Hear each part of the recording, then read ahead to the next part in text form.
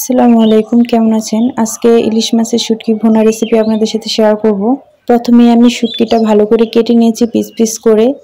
তারপর এটা আমি পানি দিয়ে অনেকক্ষণ যাবত ভিজিয়ে রাখবো যাতে করে লবণটা চলে যায়, কারণ এই মাছটায় তো অনেক লবণ থাকে, খাওয়া যাবে না। তার জন্য আগে থেকে একটু পানি দিয়ে ভিজিয়ে রাখবো, তারপরে রান্না করব, তাহলে অনেকটা লবণ চলে যাবে। তো ধুয়ে নিলাম ভালো করে।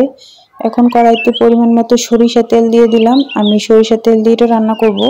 তারপর এখানে আমি বেশ কিছু পেঁয়াজ কুচি এবং অনেকগুলো রসুন কুচি দিয়ে দিলাম। এখন এগুলো একটু তেলে ভালো করে ভেজে নেব।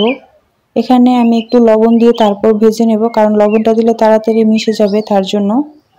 এখন এর মধ্যে আমি গুঁড়া মশলাগুলো দিয়ে দিব এখানে আমি হলুদের গুঁড়া, তারপর দিয়ে দিব এখানে মরিচের গুঁড়া আর ধনিয়া গুঁড়া। এখানে আমি আর অন্য কোনো মশলা ব্যবহার করব না, এটুকু মশলা দিয়ে আমি রান্নাটা করব। মশলাটা একটু ভালো করে মিশিয়ে এটা একটু পানি দিয়ে আমি কষিয়ে নেব। তারপর এর মধ্যে আমি শুটকিগুলো দিয়ে দিব। তো এই তো মশলাটা আমার একটু ভাজা ভাজা হয়ে গিয়েছে। এখন আমি একটু পানি দিয়ে দিলাম।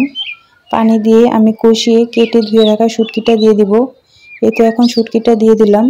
আর এইভাবে রান্না করলে অনেক ভালো লাগে। আপনারা কে কীভাবে রান্না করেন অবশ্যই জানাবেন। আর ভিডিওটি ভালো লাগলে অবশ্যই লাইক কমেন্ট করে পাশে থাকবেন।